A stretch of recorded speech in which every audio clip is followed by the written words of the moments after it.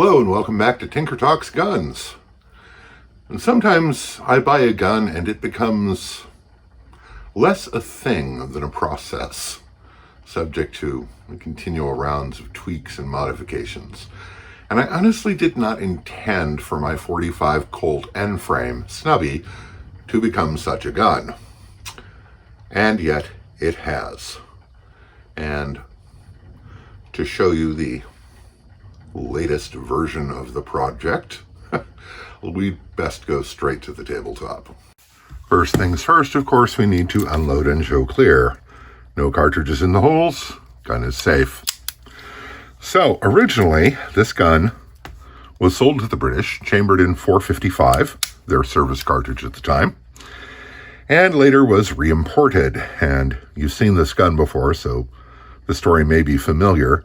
When it was re-imported, they polished the heck out of it, refinished it, and bored the chambers for .45 Colt, which was this cartridge. And it fit thusly.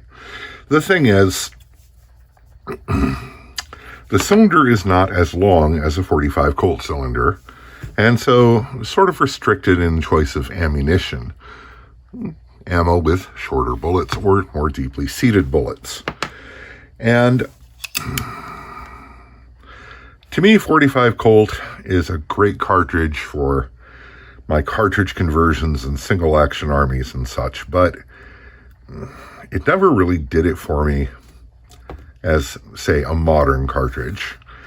And I have the Brazilian Model 1917, which takes clips of .45 ACP, and .45 ACP is what I carry in most of my defensive guns.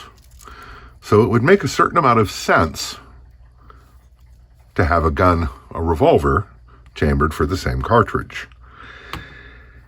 So, after much measuring of my 1917, which I was not about to alter, and much measuring of this gun and a certain amount of hemming and hawing and figuring, I chucked the cylinder up in the lathe and turned it down so that it would accept the same clips as the 1917. And as you can see, these are dummy cartridges. There are no primers. And it works a treat, pretty much as you'd expect. Now, the advantage of this, in addition to using a cartridge that I already load defensive ammo for, is that the cartridges are ejected as a unit. So you don't get any hung up cartridges sticking in the cylinder on reloads, and reloads are fast. A little faster even than a speed loader, once you're in practice, which I'm not particularly. So anyway, increased the functionality of the gun, gave it greater suitability for purpose,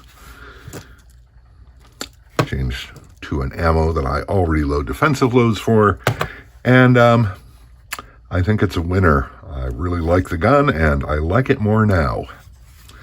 So something else about clips. These spring steel clips, in order to be useful, they have to be very tight, which can make it very difficult to remove cartridges. So I made this out of a piece of steel and turned down the end so it would slip between the cartridges, and you simply slip it over the cartridge and then rotate so that the flange hits the metal clip, and it pries them out very nice and gently, and you can rapidly load and unload clips this way without straining your fingers or breaking fingernails. And loading is just as easy. They snap right in with the use of the tool.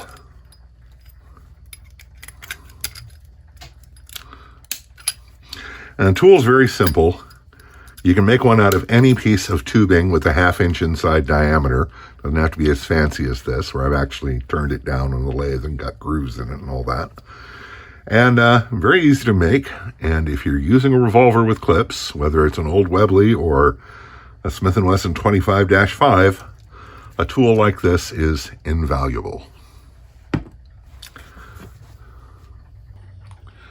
It's not much of a secret that I take great pleasure in modifying guns, particularly old guns. And taking an old gun that is of no collector's value, or even broken, or just in such bad shape that it's not considered collectible, and doing as I please with it, I think is a perfectly valid thing to do. It gives the gun a new lease on life, brings it back into service where it's potentially useful, especially to me. If I happen across a genuinely collectible gun, which generally I can't afford, I tend to leave it alone or pass it on to somebody who appreciates it for what it is. But older guns that are just old guns like this, where when it was reimported they already destroyed any collector value it might have had, why not?